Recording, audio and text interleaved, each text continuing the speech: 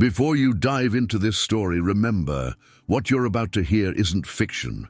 It's the untold truth behind one of the most powerful criminal empires in history, the Sinaloa Cartel. If you believe you already know their story, you don't. Stay with us until the end and discover how this empire still moves in the shadows today. Don't forget to subscribe, like, and turn on notifications, because each week we reveal the stories others are too afraid to tell. The truth begins now. The story of the Sinaloa Cartel doesn't begin with guns, money, or cocaine. It begins with hunger. High in the remote, sun-scorched mountains of northwestern Mexico, where the air smells of dust and pine, generations of farmers once struggled to make a living from barren soil. The land was hard, unforgiving, and poor. Corn withered in the heat, and the rivers dried during the long dry seasons. But there was something else that could grow, something the world beyond the mountains craved: opium poppies and marijuana.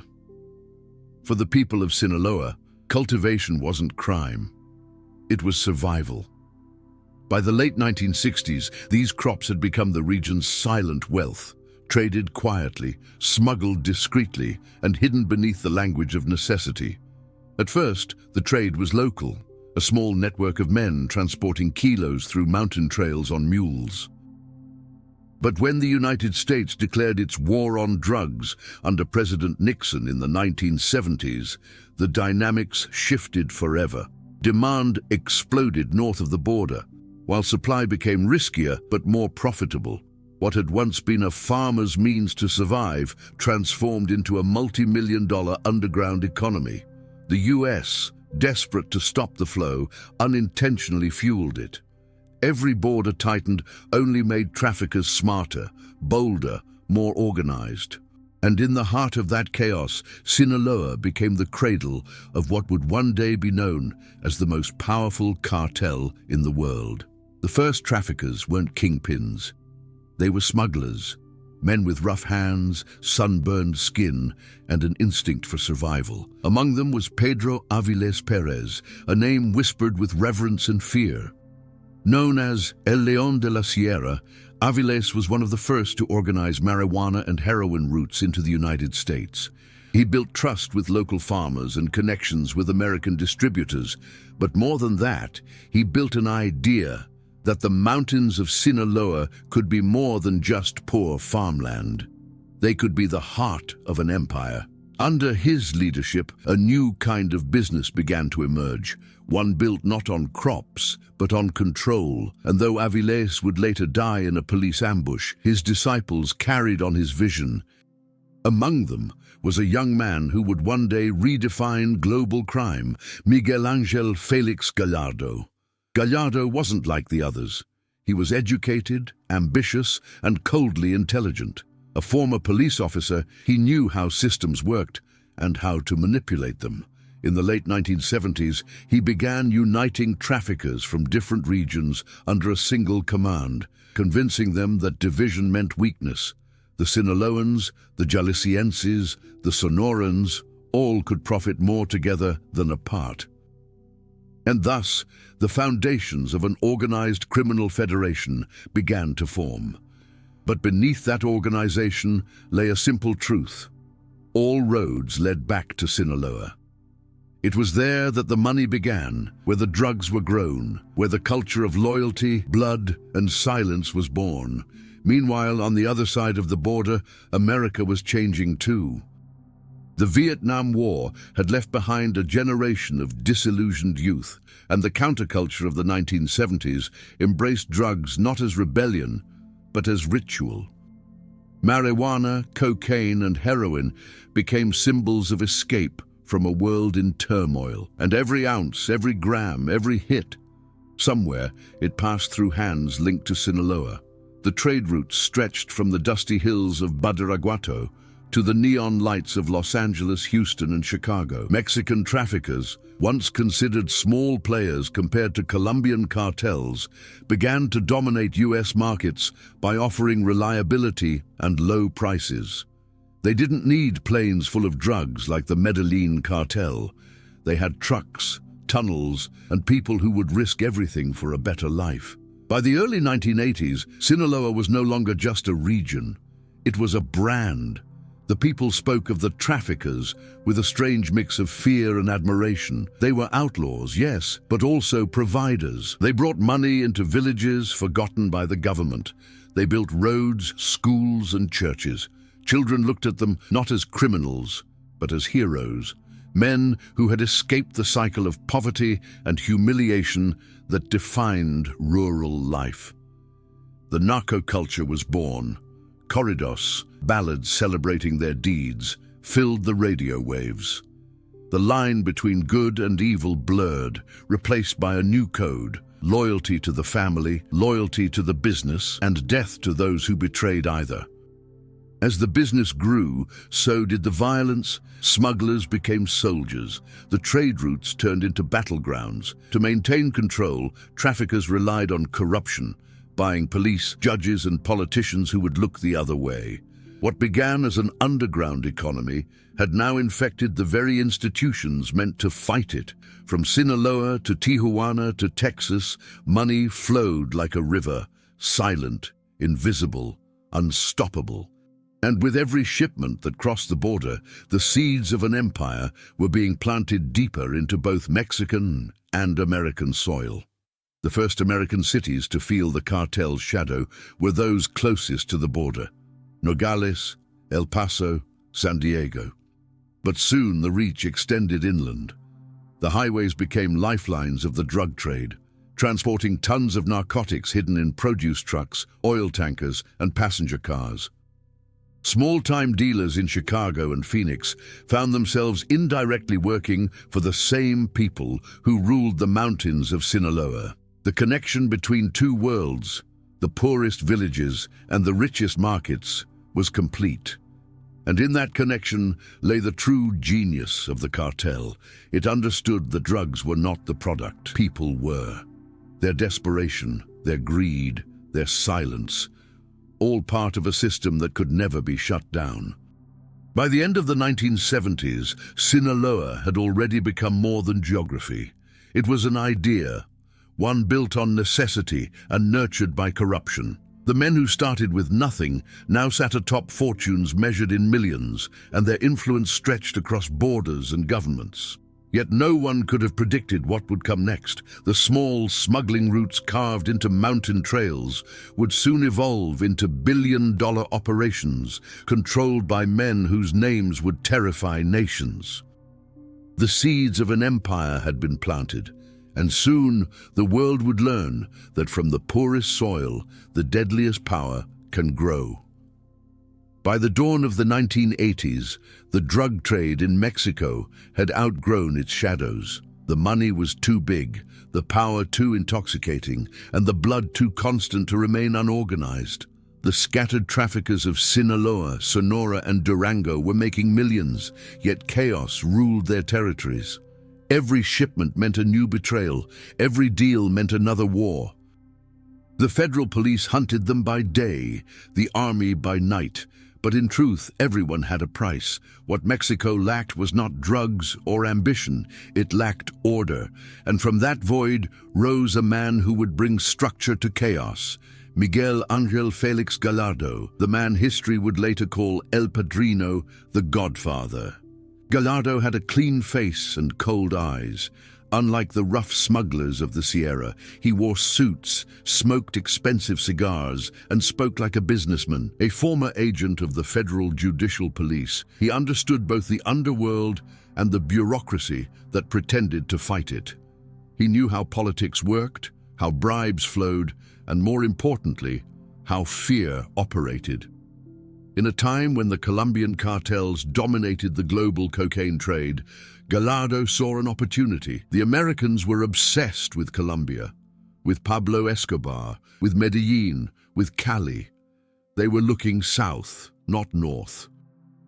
That distraction allowed Gallardo to quietly build something unprecedented, a federation of traffickers, an invisible government within the Mexican criminal world. The idea was simple yet revolutionary. Unite all the powerful traffickers under one umbrella. Each would keep control over their own region, their plaza, but contribute a share of profits to a central leadership that coordinated operations, routes, and negotiations. It was the birth of the Federación, a criminal alliance that would later evolve into the foundations of the Sinaloa Cartel. Gallardo brought together names that would soon become legends: Rafael Caro Quintero, Ernesto Fonseca Carrillo, Don Neto, Amado Carrillo Fuentes, Héctor Palma Salazar, and a young, ambitious man named Joaquín Guzmán Loera, El Chapo. Together, they created an empire that transcended bullets and borders. To solidify power, Gallardo turned to his Colombian counterparts. In the early 1980s, Mexico became the main bridge between South America's cocaine producers and the North American consumers. Colombian planes landed in clandestine airstrips across Mexico's Pacific coast, unloading tons of cocaine that Mexican traffickers would then smuggle into the United States through established marijuana and heroin routes. It was a perfect symbiosis. The Colombians had the product, the Mexicans had the routes. Gallardo's Federation acted as the broker, ensuring safe passage and reliable distribution. For the first time in history, the Mexican traffickers were no longer middlemen. They were partners. But with power came danger. The Federation relied on delicate balance, loyalty enforced not by contracts, but by blood. Each plaza chief ruled like a feudal lord, with Gallardo as the monarch. The system was effective. Conflicts were resolved internally, profits were divided strategically, and any outsider who dared to challenge the structure was eliminated. Corruption flowed upward. Politicians, police, and military officials were paid in cash, cars, and silence. Files disappeared, arrests were faked, and operations were leaked. Mexico's institutions were quietly absorbed by the criminal order. For a brief moment, the Federation made the impossible seem real: peace among drug lords. Gallardo's power reached its peak through connections with Mexico's elite. He attended parties with governors, dined with businessmen, and donated to political campaigns. His protection came not from hiding, but from blending in. Behind every mansion and luxury car was a network of alliances that made him untouchable. The line between the state and the underworld vanished completely. As one investigator later said, Gallardo didn't infiltrate the system. He was the system. Under his leadership, the Federation operated like a multinational corporation. It had supply chains, logistics experts, accountants, and enforcers. Drugs became just one part of a larger business model, a model built on control, efficiency, and terror. In the United States, the Drug Enforcement Administration, the DEA, began to notice the shift. Their agents, who once focused on Colombian cartels, realized that Mexico had become the new heart of the trade. One of them, Enrique "Kiki" Camarena, stationed in Guadalajara, began investigating the Federation's activities. He was meticulous, relentless, and incorruptible. His reports began connecting dots no one wanted connected: the farms producing marijuana on an industrial scale, the airstrips hidden under government watch, the police officers protecting traffickers instead of arresting them. Kiki had seen too much, and Gallardo knew it. In February 1985, Camarena was kidnapped outside the U.S. consulate in Guadalajara. For 30 days, he was brutally tortured before being killed. His body was found wrapped in plastic on a rural road. The murder sent shockwaves through the U.S. government and marked the beginning of the end for Gallardo's Federation. Washington demanded justice. Under immense pressure, Mexican authorities, many of whom had been complicit, began to turn on their former allies. The empire Gallardo built started to crumble, not because of war or betrayal, but because it had finally drawn too much attention. When Gallardo was captured in 1989, he didn't just lose his freedom, he unleashed chaos. From behind bars, he ordered the division of the Federation into three main territories: Tijuana, Juarez, and Sinaloa. His reasoning was practical, to avoid infighting, but in truth, he was planting the seeds of future wars. Each new cartel inherited not only territory, but ambition. The Arellano Felix brothers took Tijuana, Amado Carrillo claimed Juarez, and in the heart of Sinaloa, the remaining loyalists, led by El Chapo Guzman, El Mayo Zambada, and Hector Palma, began to rebuild what was lost. Only this time they would do it differently, smarter, deadlier, more independent. The fall of the Federation was the end of one era and the beginning of another. Gallardo's vision of unity had failed, but his structure survived. It was copied, adapted, and perfected by the next generation of traffickers. The Sinaloa Cartel emerged from the ruins, born not out of chaos, but out of design. Its leaders learned that power must be decentralized, leadership must be fluid, and survival depended on invisibility. The Federation may have been destroyed, but its blueprint became immortal. As the 1990s dawned, a new order was forming. The cocaine pipelines to the United States were more active than ever, the profits astronomical, and the old loyalties erased. Sinaloa was ready to rise again, this time not as one voice among many, but as the empire itself. The Federation had shown the world how to build an organized crime network. The Sinaloa Cartel was about to show it how to rule one. When Miguel Angel Felix Gallardo fell, he didn't just leave a vacuum of power, he left behind a ticking bomb. The empire he had built through fear, money, and alliances now stood without a center. And in a world where loyalty was just another form of currency, that absence ignited a war that would redefine Mexico's criminal landscape forever. The Federation had been Gallardo's dream, a single organized structure that united traffickers across Mexico under one vision. But once the vision disappeared, ambition took over. Every man who had once called Gallardo El Padrino began to imagine himself wearing the crown. From behind the walls of the Puente Grande prison, Gallardo tried to hold on to control. He believed he could manage the chaos from afar, like a chess master directing his pieces. But the board was too vast, the players too hungry. He issued orders to divide territories to prevent bloodshed: Tijuana for the Arellano Felix brothers, Juarez for Amado Carrillo Fuentes, and Sinaloa for his old allies, Joaquin El Chapo Guzman, Ismael El Mayo Zambada, and Hector Palma Salazar. On paper, it was a peaceful transition. In reality, it was the beginning of a silent civil war. The Federation had splintered, and every new cartel born from its remains wanted to prove it was the rightful heir to the throne. The first to draw blood were the Arellano Felix brothers in Tijuana. Young, ruthless, and flamboyant, they believed their proximity to the US border gave them absolute control over the most profitable smuggling routes. Their empire was built on brutality, public executions, kidnappings, and torture. They dressed like rock stars, flaunted gold, and operated as if they were untouchable. But their arrogance would soon collide with the cold efficiency of the men from Sinaloa.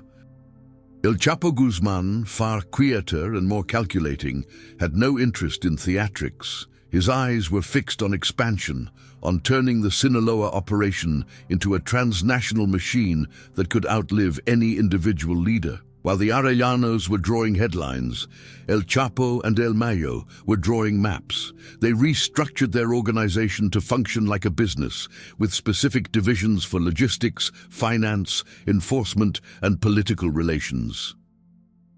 They hired engineers to design tunnels under the US-Mexico border, long before most authorities even believed such things were possible. They established alliances with Colombian suppliers, replacing the Federation's middleman model with direct partnerships.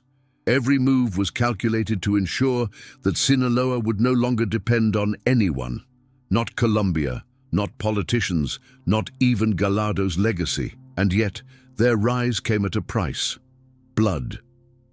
The new kings of Sinaloa faced enemies on all fronts: The Tijuana Cartel fought them for border access, the Juarez Cartel under Amado Carrillo Fuentes, the Lord of the Skies, and dominated air routes, controlling fleets of planes carrying cocaine across Mexico. To expand, Sinaloa needed both innovation and ruthlessness. That's where Hector Palma Salazar, known as El Güero, came in. Palma was the enforcer, the man who could turn fear into loyalty. But his personal tragedy would trigger a chain of vengeance that plunged Mexico into years of violence.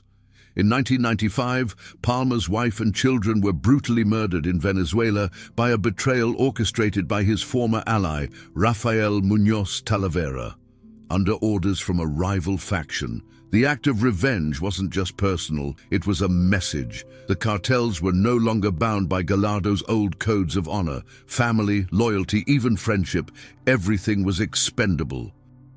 Palma's response was immediate and merciless. He hunted down those responsible with a ferocity that shocked even the most hardened narcos. His war would cement the Sinaloa Cartel's reputation as both strategic and savage. But in the shadows, another figure was quietly shaping the empire's destiny, El Mayo Zambada.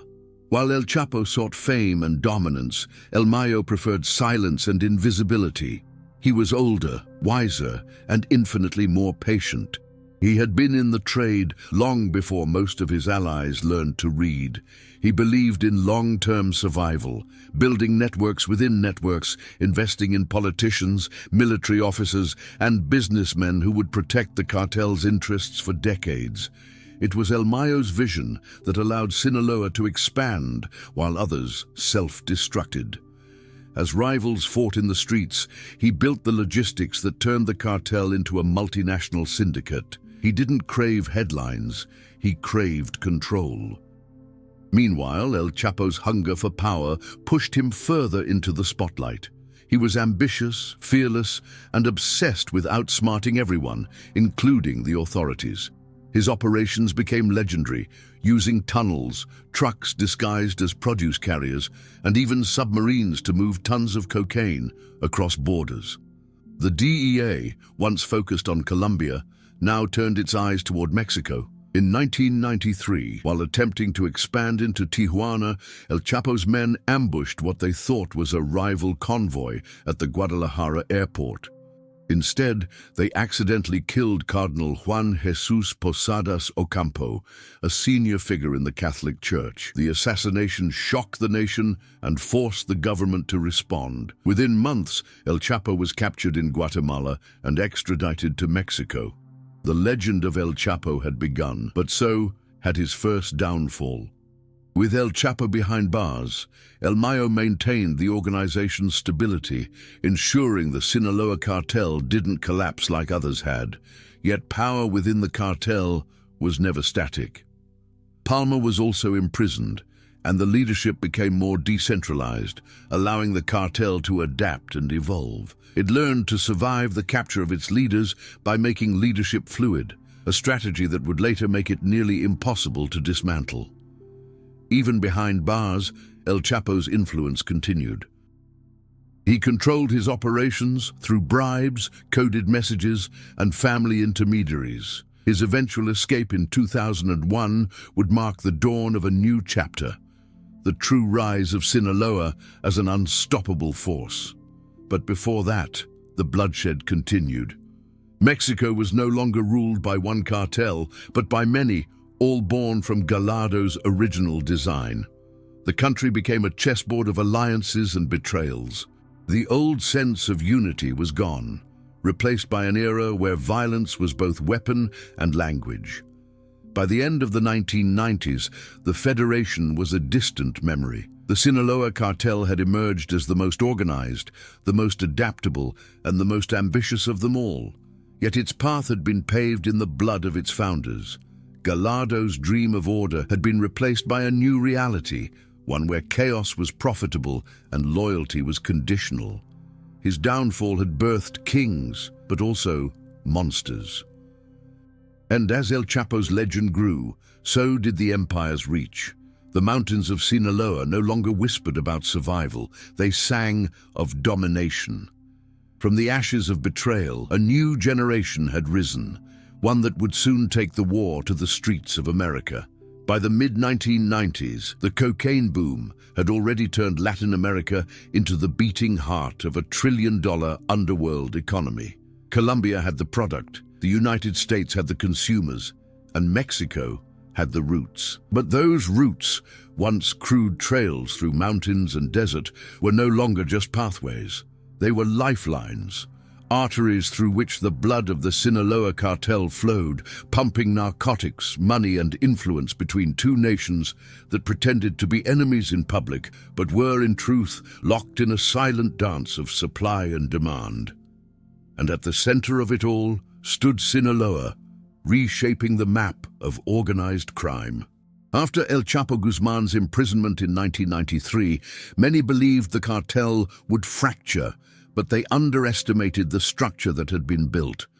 Under Ismael El Mayo Zambada's cautious leadership, the organization evolved into a decentralized network, less a single cartel than a coalition of independent cells bound by shared profit and protection.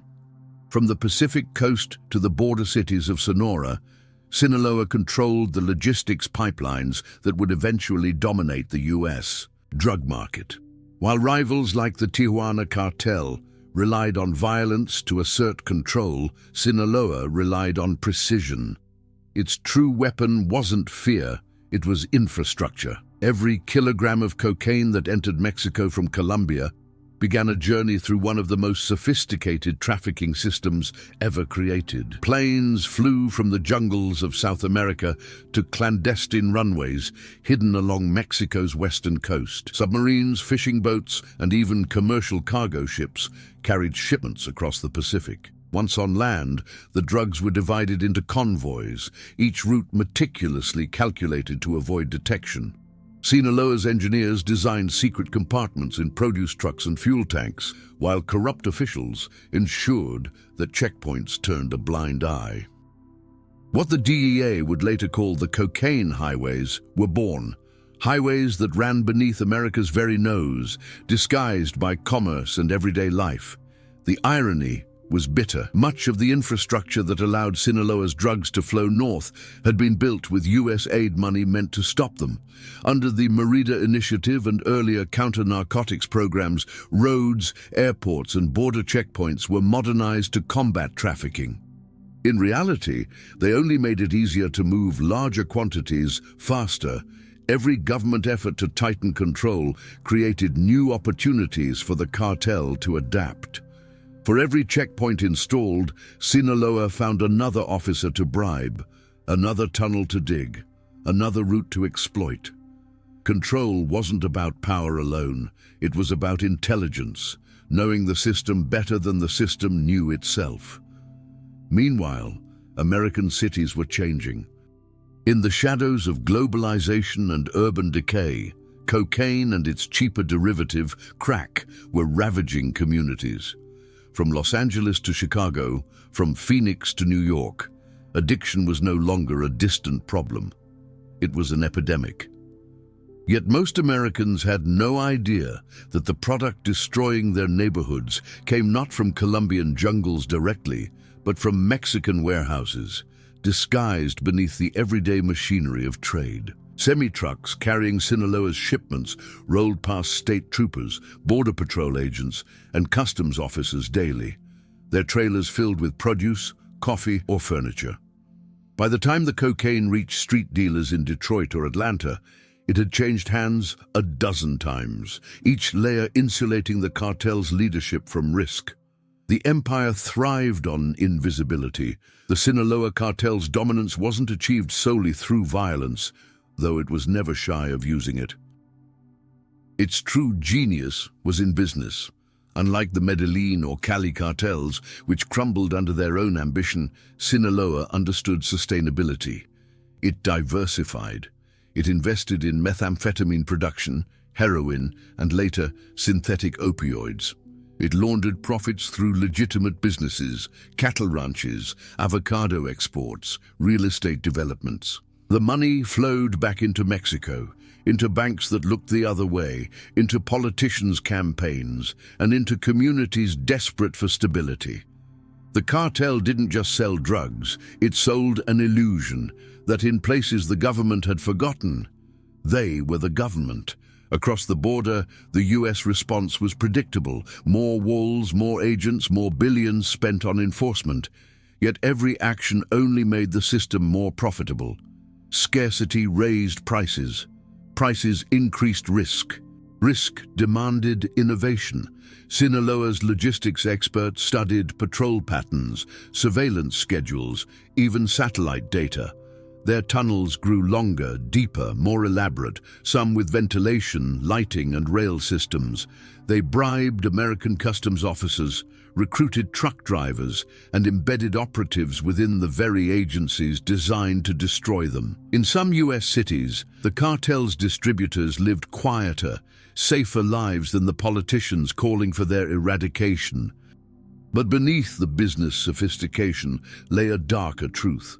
Control required fear, not just in Mexico, but in the United States too. Sinaloa's emissaries in American cities enforced discipline with the same brutality found in Culiacan or Mazatlan. Those who failed to pay, who spoke to law enforcement, or who tried to operate independently, disappeared. Their bodies were rarely found. In Chicago, which the DEA would later call El Chapo's home away from home, entire distribution networks were managed as if they were regional branches of a multinational corporation. From the top floors of suburban condos to the basements of South Side neighborhoods, the cocaine highways ended in human tragedy, overdoses, gang wars, and broken families. Yet the money never stopped flowing upward. The paradox of the war on drugs was fully exposed by the late 1990s. American consumers spent billions annually on cocaine, while American taxpayers spent billions more to fight its import. The same banks that handled legitimate business transactions also laundered cartel money through shell companies and offshore accounts. Wall Street thrived on liquidity, and Sinaloa provided it. The borders between legal and illegal blurred until they no longer existed. As one journalist later wrote, the Sinaloa Cartel didn't just control the drug trade, it became part of the global economy. At the same time, within Mexico, the cartel's influence over local politics deepened. Governors, mayors, and police commanders all knew that refusing to cooperate could mean death or irrelevance. In regions like Sinaloa, Durango, and Chihuahua, the cartel replaced the state entirely. They built roads, paid teachers, and mediated disputes. They punished thieves and protected families who obeyed their rules. It was governance through terror, but it worked. People no longer trusted the flag. They trusted the men with guns who kept their streets quiet. By the early 2000s, the cocaine highways had transformed North America's landscape forever. The US was hooked, not just its addicts, but its systems. The demand for drugs fueled the economy as much as it destroyed lives. And at the heart of it all, the Sinaloa Cartel grew richer, more entrenched, and more untouchable. They had learned to control not just borders, but the narrative, portraying themselves as businessmen, as protectors, even as patriots defending Sinaloa's honor against outsiders. It was propaganda that blurred morality into myth. When El Chapo escaped prison in 2001, he returned to a world his cartel already dominated. The highways were running, the money was flowing, and the United States, the land that declared war on drugs, was unknowingly one of his biggest allies. The empire of Sinaloa had transcended geography. Its power was no longer measured in guns or bodies, but in influence, silent, systemic, and woven into the very fabric of two nations that could never admit how deeply connected they were. When Joaquin El Chapo Guzman escaped from Puente Grande prison in 2001, it wasn't just an escape. It was a resurrection. The man the Mexican government had buried behind concrete walls re-emerged into a world that had been quietly prepared for him. The cocaine highways were already running like veins through Mexico and the United States. The structure he and El Mayo had built had matured into a sophisticated, multi-layered organization that no longer depended on one man. But when El Chapo walked out disguised in a laundry cart that January morning, he didn't return to reclaim power. He returned to expand it beyond anything the world had ever seen. For the first time in history, a Mexican drug lord became a global icon. El Chapo was not only a trafficker, he was a symbol of defiance, of cunning, of unstoppable ambition. His myth grew faster than any government could control. Every story of his escapes, his generosity, his brutality, added to a persona that blurred the line between criminal and legend. Songs, narco corridos, were written about him. Children in Sinaloa dressed as him on Halloween. Poor families thanked him for paying for their hospitals, their schools, their protection. He wasn't seen as a villain. He was seen as a kind of twisted Robin Hood, a man who had beaten a system that had long oppressed his people. But behind the myth was a ruthless strategist. El Chapo understood that power was no longer about bullets alone, it was about perception. The Sinaloa Cartel began to operate with the precision of a multinational company and the theatricality of a political campaign. El Chapo's public image was carefully crafted. When he helped the poor, word spread intentionally. When he killed rivals, the message was clear: loyalty or death. He spoke through actions, mass graves and charity drives, executed journalists and lavish donations. Every move reinforced his authority. Every narrative strengthened the illusion that he was untouchable. While the world obsessed over his persona, El Chapo was building something far more dangerous, a logistical empire. The Sinaloa Cartel expanded into Central America, Europe, and Asia. It diversified its product lines, investing heavily in methamphetamine and heroin production, anticipating shifts in consumer demand before governments even recognized them. Tunnels beneath the US border became longer and more advanced, some stretching half a mile, with ventilation systems, lighting and rails. Cargo ships crossed the Pacific packed with cocaine hidden inside frozen fish. Airplanes dropped shipments in deserts under GPS coordinates, transmitted through encrypted radios. It was a new kind of empire, one run with spreadsheets and bullets in equal measure. Violence was no longer just a byproduct of business. It was part of the brand. The cartel's soldiers, often young men raised in poverty and indoctrinated by fear, operated like paramilitary units. They wore tactical gear, carried American-made rifles, and filmed their massacres as messages to rivals. El Chapo's war against the Beltran-Leyva brothers, his former allies turned enemies, transformed cities like Culiacan, Mazatlan, and Durango into war zones. Entire police units were wiped out. Politicians who refused to cooperate disappeared. Journalists who dared to investigate were silenced.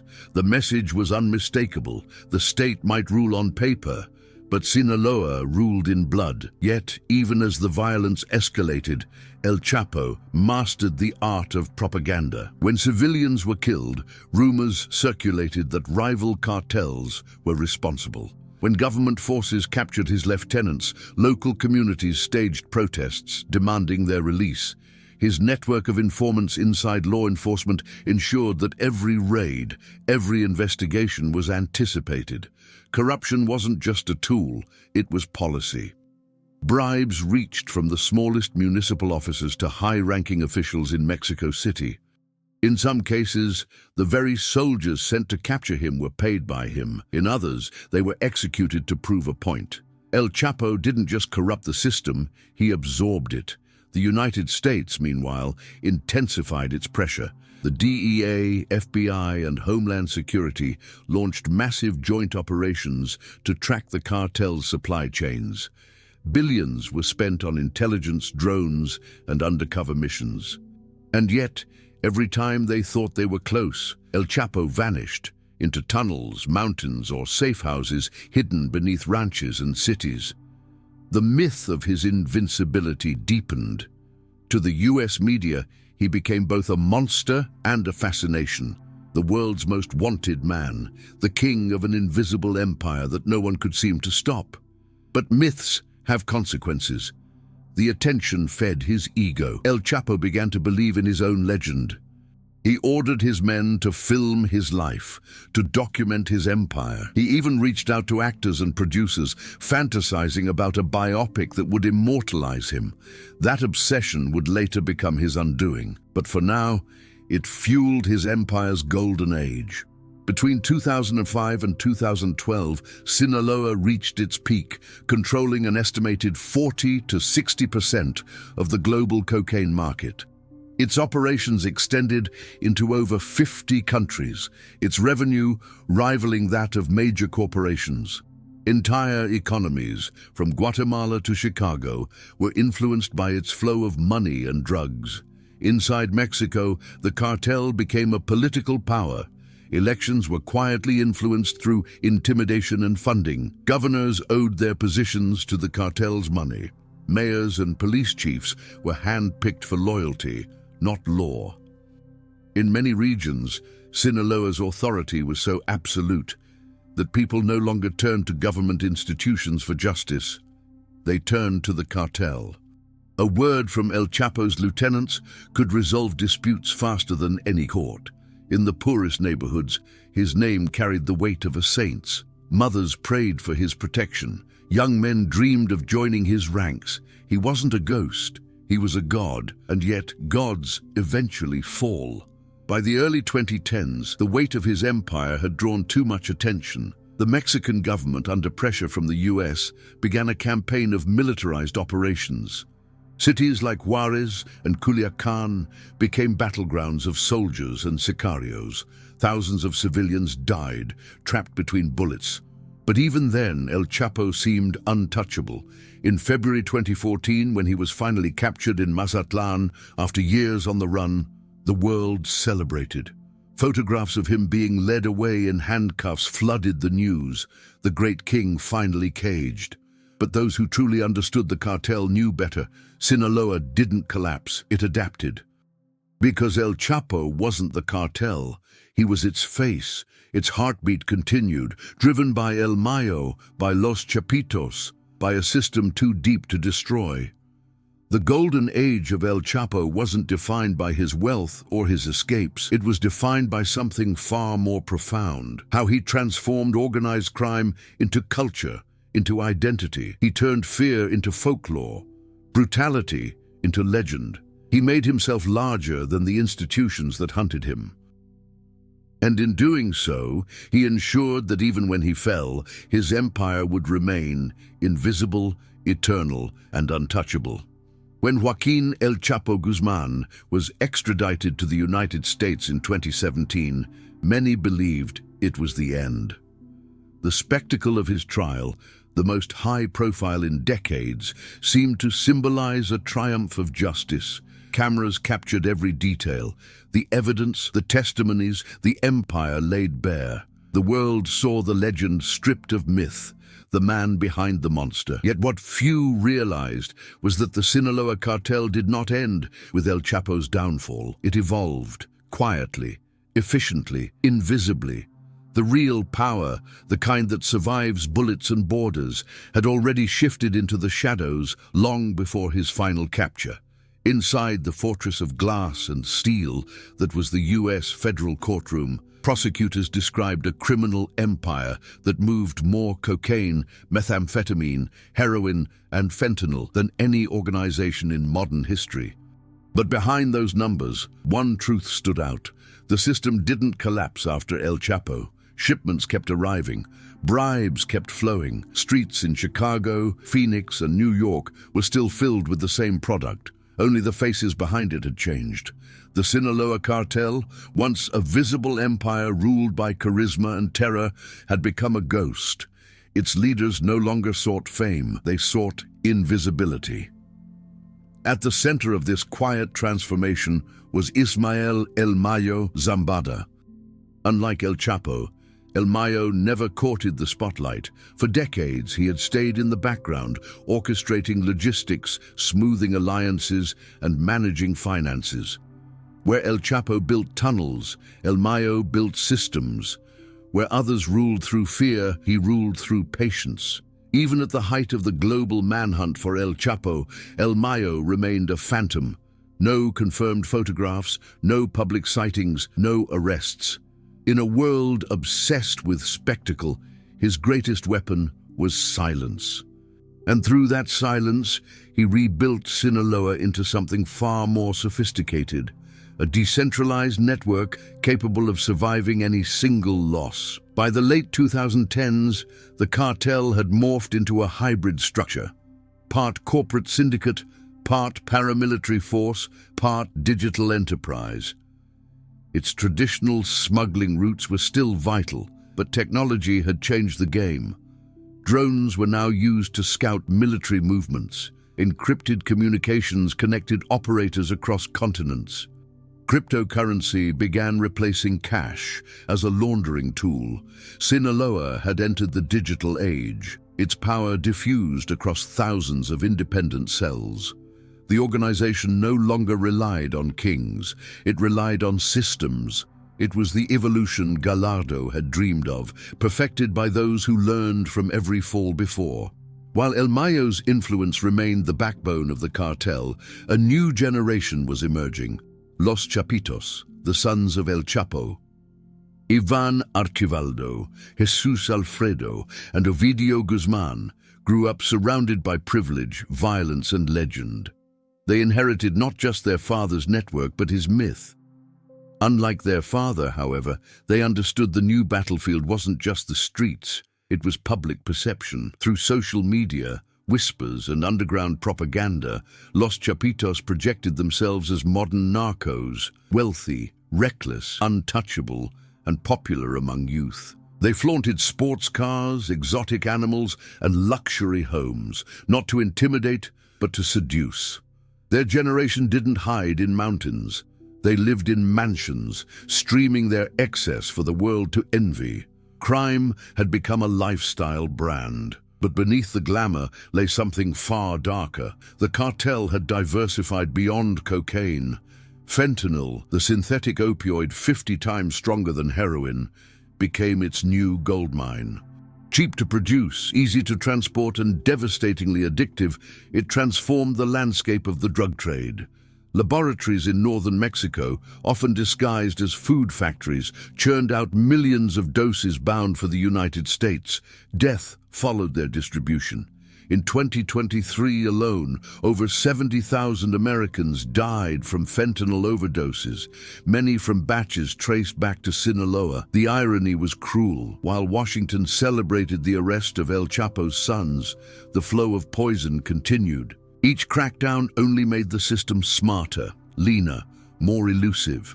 Meanwhile, within Mexico, the cartel's influence reached every level of society. Politicians, businessmen, and military officers still operated under its invisible hand. Elections were quietly manipulated, contracts granted to front companies, and entire communities controlled by the cartel's money. In regions like Culiacan, the lines between state and syndicate blurred completely. When Ovidio Guzman was briefly arrested in 2019, Sinaloa's response was unprecedented. Hundreds of armed men flooded the city, blocking roads, burning vehicles, and forcing the government to release him. The event, later dubbed El Culiacanazo, was more than a rescue mission. It was a message. The Mexican government didn't control Sinaloa. Sinaloa controlled itself. That day marked a turning point. It showed the world that the cartel no longer needed to hide. It could act openly, militarily, and still win.